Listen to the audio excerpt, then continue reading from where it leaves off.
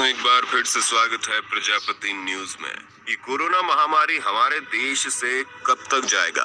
क्या पहले मौसम के बदलने पर लोग बीमार नहीं होते थे? सर्दी, खांसी, जुकाम, बुखार नहीं होता था? लोग पहले भी मरते थे, कोई दिल के रोग से, कोई टीबी से, डायबिटीज से, दमा से, टाइफाइड से, तो कोई मलेरिया रोग से। लेकिन आजकल क्या चल रहा है आपको नहीं मालूम होगा, लेकिन मैं आपका होस्ट और दोस्त विशाल प्रजापति आपको बताऊंगा।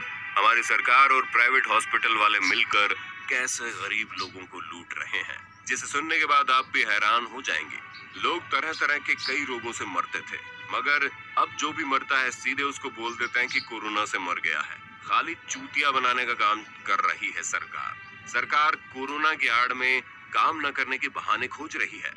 जब चुनाव के समय पूछा जाएगा कि क्या विकास किया, तो सीधे बोलेंगे कोरोना चल रहा था। लोग पहले भी सांस फूलने से मरते थे, मगर अब जो भी अस्पताल जाता है उसका कोरोना टेस्ट होता है और फिर उसको जहरीली अंग्रेजी दवाइयां खिलाई जाती है ताकि उसका इम्यून सिस्टम और कमजोर हो जाए। फिर जब उसका ऑक्सीजन लेवल गिरने लगता है तो वो उसको प्राकृतिक ऑक्सीजन नहीं दिया जाता, बल्कि सिलेंडर वाला ऑक्सीजन गैस दिया जाता है। अब इन्हें कौन समझाए भाई, सिर्फ ऑक्सीजन से आदमी जिंदा नहीं है, बल्कि हवा में आदमी जिंदा है। प्रकृति में इंसान के लिए सिर्फ ऑक्सीजन जरूरी नहीं है। भगवान ने खाली ऑक्सीजन ही नहीं बनाई, बल्कि इंसान के शरीर को ऑक्सीजन के साथ साथ जो उस हवा में और भी कई तत्व पाए जाते हैं वो भी जरूरी है। क्या कभी आपने सुना है कि कोई आदमी सिर्फ बाहर की ताजी हवा खाकर मर गया?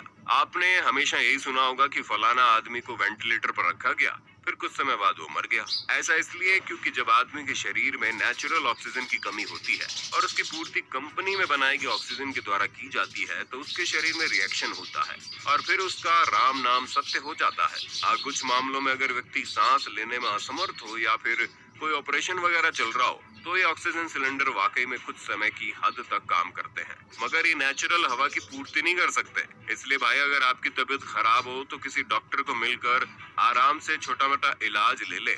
इन बड़े डॉक्टरों के चक्कर में और कोरोना के चक्कर में पड़ोगे तो निपट जाओगे। मौसम बदलने के बाद देखना धीरे धीरे सब नॉर्मल हो जाएगा। और वैसे भी सरकार के कंट्रोल में सब मीडिया वाले दल्ले काम कर रहे हैं। जैसे जैसे बोलेगी सरकार, वैसे वैसे मीडिया वाले खबर बनाते जाएंगे। सरकार बोलेगी कोरोना कम करो तो मीडिया कोरोना कम कर देगी। सरकार बोलेगी कोरोना बढ़ाओ तो मीडिया कोरोना वायरस बढ़ाती जाएगी। दिमाग का दही बना के रख दिया है, जिधर देखो कोरोना वायरस कोरोना वायरस। अरे भाई, और कुछ भी है जिंदगी में? तुम लोग ये बताओ क्या साबित करना चाहते हो कोरोना के नाम पर? कोरोना की कोई खास दवाई है नहीं, उसका यही इलाज है जो लक्षण मिलते हैं उसका इलाज किया जाए।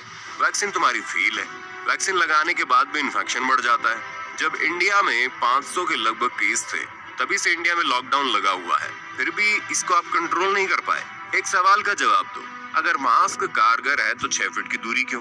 अगर 6 फीट की दूरी कारगर है तो मास्क क्यों? अगर ये दोनों कारगर है तो लॉकडाउन क्यों?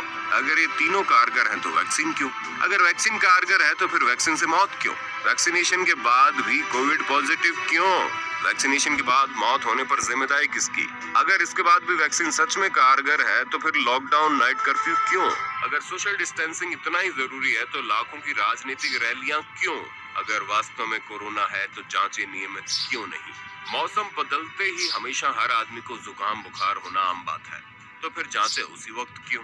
ट्रक ड्राइवर पूरे भारत में घूमते हुए हर होटल का खाना खाते हैं तो भी पॉजिटिव क्यों नहीं? गरीब आदमी को कोरोना क्यों नहीं?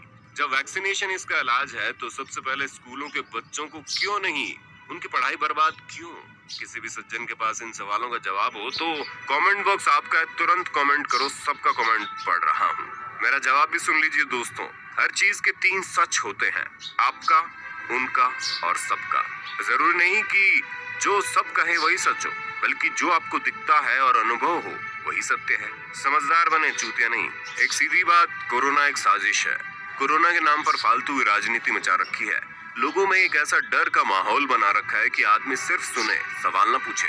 अगर कोई विरोध करता है तो उसको सीधे पकड़कर जेल में डालेंगे और खूब कूटेंगे, और इतना कूटेंगे कि वो बोलना ही भूल जाए। मेरी बात अगर किसी को बुरी लगी हो तो कृपया माफ करना भाई। मेरे दिल में जो था वो बोल दिया। मेरा मकसद किसी को भड़काना या किसी राजनीतिक पार्टी को गाली देना नहीं है। बस मेरी समझ में जो आया और जो अनुभव किया वो बोल दिया। चलते चलते एक छोटी सी कहानी जरूर सुन लीजिए। आज कोरोना संक्रमण से एक 93 साल का बूढ़ा व्यक्ति ठीक हुआ और जब वो अस्पताल से डिस्चार्ज होने लगा तब उसे उस अस्पताल के स्टाफ ने एक दिन के वेंटिलेटर ऑक्सीजन के इस्तेमाल करने का बिल 13,000 रुपए का थमा दिया, जो किसी कारणवश छूट गया था, जिसे देखकर वो बूढ़ा व्यक्ति जोर जोर से रोने लगा। उसे रोते देख के डॉक्टर ने उस बूढ़े व्यक्ति को कहा, आप रोइए मत, यदि आप ये बिल नहीं भर सकते तो जाने दीजिए। तब उस बूढ़े व्यक्ति ने एक ऐसी बात कही जिसे सुनकर सारा स्टाफ रोने लग गया। उसने कहा कि मैं बिल की रकम पे नहीं रो रहा और ना ही मैं इसे चुकाने में असमर्थ हूँ, मैं ये बिल भर सकता हूँ। मैं तो इसलिए रो रहा हूँ कि मैं 93 साल से ये सांसें ले रहा हूँ, किंतु मैंने कभी भी उसकी पेमेंट नहीं की। यदि एक दिन के सांस लेने की कीमत 13,000 रुपए है तो आपको पता है मुझे परमेश्वर को कितनी रकम चुकानी है। इसलिए मैंने कभी भी परमेश्वर का धन्यवाद नहीं किया। परमेश्वर का बनाया हुआ ये संसार, ये शरीर, ये सांसें अनमोल है, जिसकी पेमेंट हम उसका धन्यवाद, उसकी स्तुति, महिमा और उपासना करके कर सकते हैं। बाकी आपका इस पर क्या कहना है हम कमेंट में जरूर जानना चाहेंगे और इसी तरह के इंटरेस्टिंग वीडियोस को लगातार देखते रहने के लिए हमारे चैनल प्रजापति न्यूज को लाइक, शेयर और सब्सक्राइब करना ना भूलें और हम फिर मिलेंगे नई वीडियो में। तब तक के लिए जय हिंद, जय भारत। दोस्तों, आपकी स्क्रीन पे 2 और वीडियोस दिख रही हैं, जिसे देखने के लिए आप इस स्क्रीन पर क्लिक करें। दोनों देखिएगा, बहुत अच्छी वीडियो बनी है। कौन